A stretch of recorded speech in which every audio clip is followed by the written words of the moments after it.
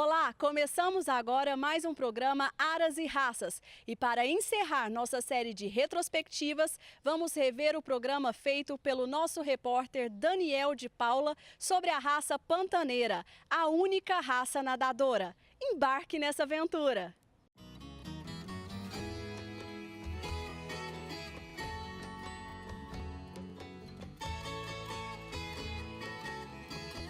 O programa Aras e Raças começa agora uma série especial sobre o cavalo pantaneiro.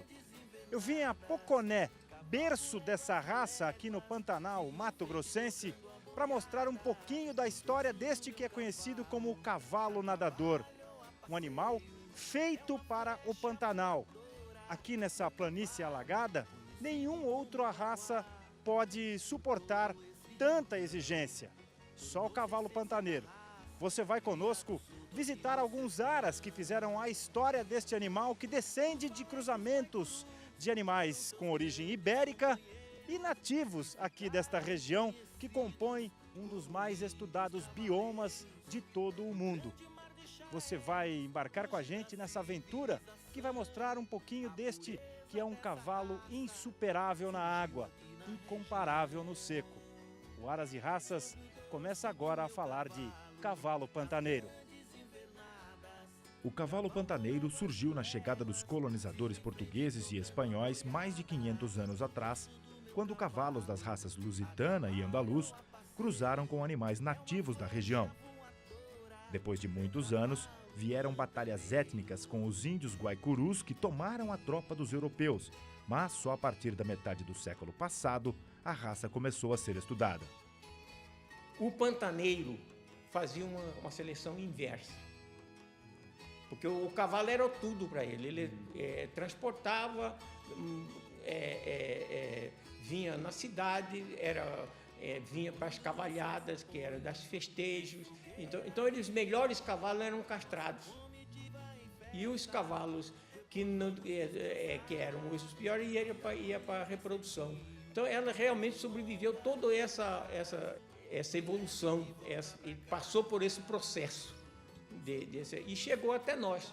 E eu tive, não sei se foi a felicidade ou a infelicidade, não sei, até mesmo ainda na escola, eu me formei, estudei o curso científico em Uberaba, mas o curso superior acadêmico fiz em Goiânia, na Escola de Medicina Veterinária de Goiânia, e lá eu conheci Luiz Rodrigues Fontes, através do meu professor, que ele falava, tem alguém aí de Mato Grosso? Eu falei, não, tem Joaquim, é um sujeito aí. E fui conhecer o professor Fontes. Conheci ele, falava do cavalo para mim, mas eu não tinha aquela... Eu sempre falava, pô, mas eu vejo tanto cavalo em Poconé, eu vejo isso, eu não vejo a extinção, eu não sentia esse cruzamento. Mas ele, como técnico, já professor, vinha em Castres e via esse cruzamento desordenado que estava acontecendo, em que ele aumentava ali o porte, mas quebrava ali a resistência. Então, ele veio aqui e fundou a associação. Quando foi fundada a Associação Brasileira de Criadores de Cavalo Pantaneiro e o seu reconhecimento pelo Ministério da Agricultura, os animais que nós tínhamos disponíveis e que serviram como padrão da raça, era o que representava a melhor realidade do cavalo pantaneiro. Foram tantos os benefícios, as virtudes oferecidas pelo cavalo pantaneiro, que a raça começou a se organizar lá fora. Até que em 1972 nasceu a Associação Brasileira dos Criadores de Cavalo Pantaneiro. Esse espaço foi organizado apenas para reunir as lideranças que trabalhavam em prol da raça, porque a verdadeira aptidão, o habitat natural deste animal querido por todos, vai além de uma casa construída no meio da cidade de Poconé, berço do pantaneiro. O habitat natural, onde ele se desenvolve, onde ele vive como ninguém, é exatamente no campo. O cavalo pantaneiro ele é moldado, tem 380 anos, 400 anos de moldagem. A natureza moldou ele. Muito mosquito, a seca muito brava, a enchente mais ainda, temperaturas de 45 a menos 2 graus no Pantanal, já foi a gente tem dados, né? Então isso aí é importante. O cavalo foi ao extremo já, então ele está na sua característica, na sua genética. E toda essa tecnologia hoje implantada na criação do cavalo pantaneiro não piora nada, não atrapalha em nada essa seleção natural que ele sofreu. Pelo contrário, ajuda cada vez mais. Aí entra a versatilidade.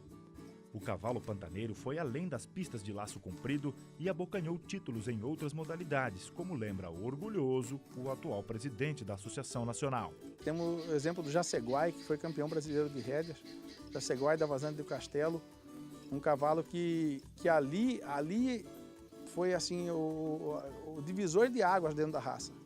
E nós conseguimos fazer esse cavalo, o Ayrton Bach, a família Bach, conseguiu fazer esse cavalo campeão brasileiro de rédeas. O cavalo ia para a Itália disputar o campeonato mundial de rédeas. A diferença do que o cavalo é no campo, no trabalho com o gado, ou numa prova de laço, ou na conformação, é pouca. Sai de um pasto qualquer com pouco de sal mineral e recebe um trato de 60 a 90 dias para viajar e se apresentar com um pelo e uma estrutura mais adequados para uma vitrine, o que conta muito na hora dos resultados e julgamentos. Para você que está acompanhando a série do Aras e Raças sobre o cavalo pantaneiro, eu estou ao lado do criador e também técnico da Associação Brasileira dos Criadores de Cavalo Pantaneiro, Luiz Rodolfo Paes de Barros, que é considerado pelos criadores e em todo o Brasil como uma autoridade nesta raça.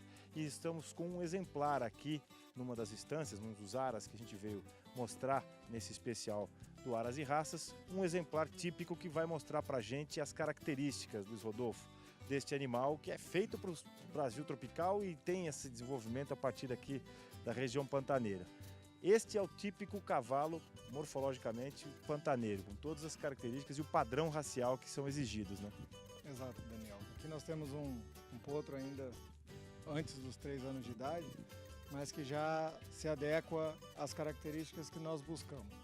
Tanto na sua característica morfológica, uma cabeça pequena, bastante masculina, nesse caso um macho, chanfro de retilíneo, que é o que a raça busca hoje em dia. Das grandes características do cavalo pantaneiro é esse olhar mais lateral, essa inserção que lhes deu, por condição até da seleção natural, uma amplitude de visão maior, até para se livrar dos predadores. Nós tínhamos o processo de seleção natural desse cavalo, sofreu a influência também da onça, seu maior predador, nas grandes fazendas do Pantanal. Aqui nós teríamos também o pescoço que a gente busca piramidal, linha reta na base superior, também na base inferior. Um cavalo bastante característico. O pantaneiro é considerado um animal de tração dianteira, então costuma ter uma frente bastante desenvolvida. Nesse animal a gente também identifica isso. Uma escápula ou paleta espádua bastante destacada, longa, que lhe dá um andamento, apesar de trotado, uma comodidade no seu andamento. Peito bastante desenvolvido pelas longas jornadas que esse animal desenvolve no seu dia a dia. Então essa musculatura, essa abertura de peito, bem como profundidade de costela e arqueamento torácico, que lhe capacita, aumenta a sua capacidade respiratória. E também a parte base de qualquer animal de trabalho, que são ossos fortes, cascos bem feitos e aprumos corretos. Hoje acabamos nossa série de retrospectivas. Semana que vem retornaremos com um novo programa, uma nova raça, um novo aras e um grande criador. Espero por vocês. Até lá!